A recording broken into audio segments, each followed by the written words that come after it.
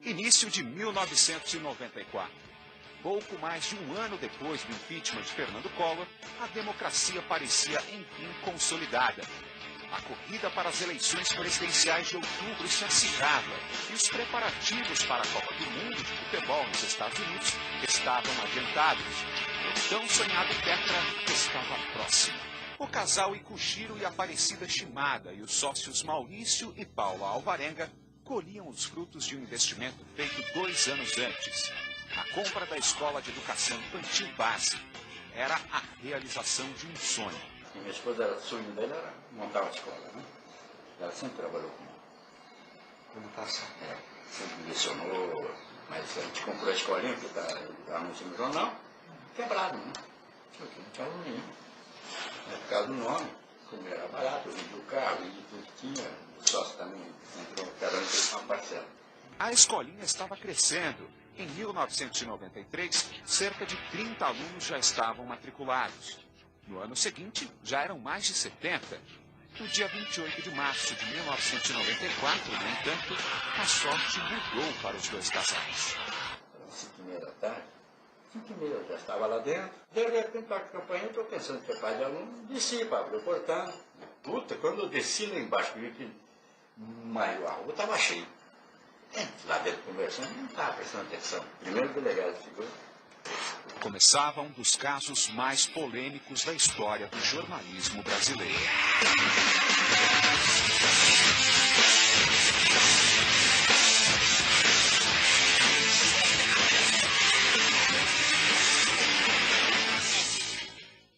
O jornalismo é uma função social. O veículo é um meio para que a sociedade funcione de uma maneira civilizada, com informações variadas, para que a pessoa possa ter sua posição na sociedade. Então, jornalismo é um meio, não é um fim em si.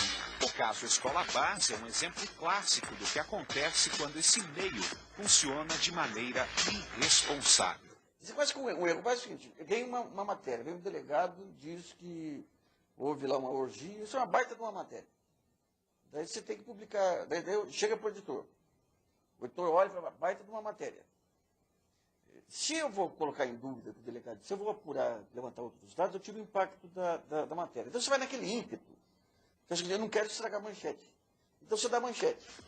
A primeira manchete saiu no Jornal Nacional de 29 de março de 94, baseada em uma denúncia sobre possível abuso sexual de crianças de 4 anos de idade, que estaria acontecendo na escola base. A notícia foi repetida por todos os veículos nos dias seguintes, num show de equívocos e despreparo na apuração.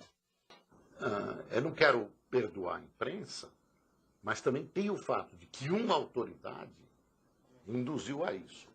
Era um delegado ansioso que se sentiu muito confortável perante as câmeras. Além de Ikushiro e sua esposa Aparecida, também foram incriminados os casais Maurício e Paula Alvarenga e Saulo e Mara Nunes.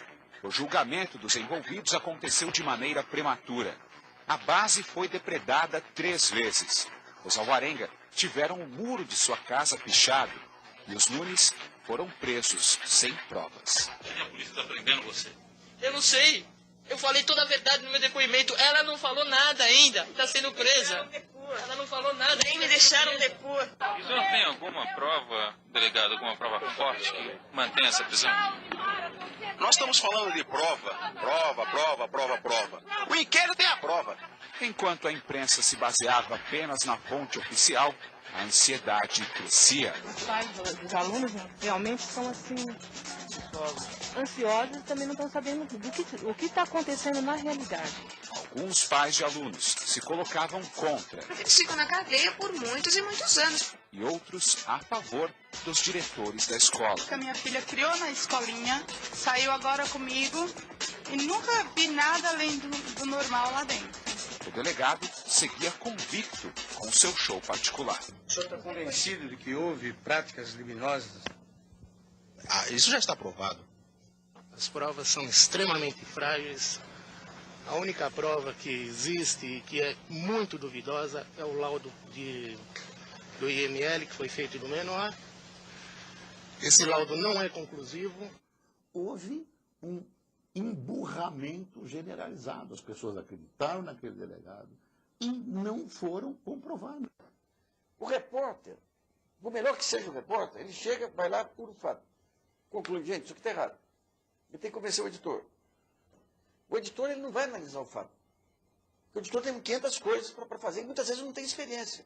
Por exemplo, o Diário Popular, se tinha o Miranda Jordão lá, ele não deu. Ele não deu porque se tinha um jornalista experiente lá que percebeu que era fria.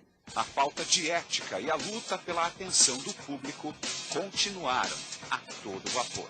A briga pela atenção do público, ela é saudável até o limite da honestidade, até o limite da ética, até o limite de você ser um grande contador de histórias, mas que você não altere a história em si.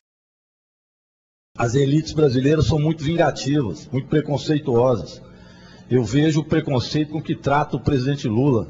Aquela revista Veja, uma revista de fofoca de direita no Brasil, fez um ataque agora gratuito e fortuito ao presidente Lula, se transformando numa verdadeira fofoca, dizendo que ouviu dizer que disse, que Márcio Valério disse aquilo e aquilo de Lula, e aquilo se transforma em verdade para as elites dominantes. E tem partido político, conservador e de direita, acostumado a golpes, que foi o que fizeram com Getúlio Vargas, com Juscelino Kubitschek, com Jânio Quadros, que querem alimentar golpe de Estado no Brasil através de ação da direita. Não sabem o que o Lula fez para esse país. Eu sou autor aqui, nós aprovamos o título de cidadão honorário do Lula, falei com ele, ele vai vir, ele vai virar cidadão mineiro. Nós vamos fazer uma bela homenagem a ele, aqui em Minas Gerais, o povo de Minas Gerais, para mostrar a essas elites que aqui no Brasil nós não permitimos mais golpe. E muito menos ataque a uma pessoa igual o presidente Lula. E essa revista de fofoca Veja fez, que fez comigo também, disse que eu falsificava documento. Cadê as provas? Pelo contrário, fosse ver, estava tudo lá, posto direitinho, com assinatura de quem fez, que são, aliás, quem estava na campanha dos outros, eu não tinha nada a ver com isso. Provado agora, o Jornal do Estado de Minas perdeu na justiça, eu tenho que ter o direito de resposta, e o jornal não publica o direito de resposta, deputado Perrella, não publica, e a juíza não manda prender o dono do jornal, que já perdeu a ação. As elites aqui funcionam assim, ó.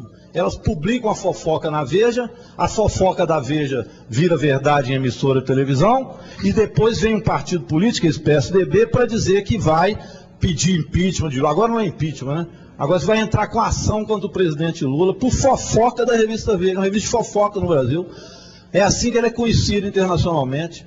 Agora, um jornalista que está, inclusive, para ir para a comissão parlamentar de inquérito, no caso do Cachoeira, que fazia grampo telefônico que a revista usava para perseguir aqueles que são inimigos das classes conservadoras, das elites brasileiras.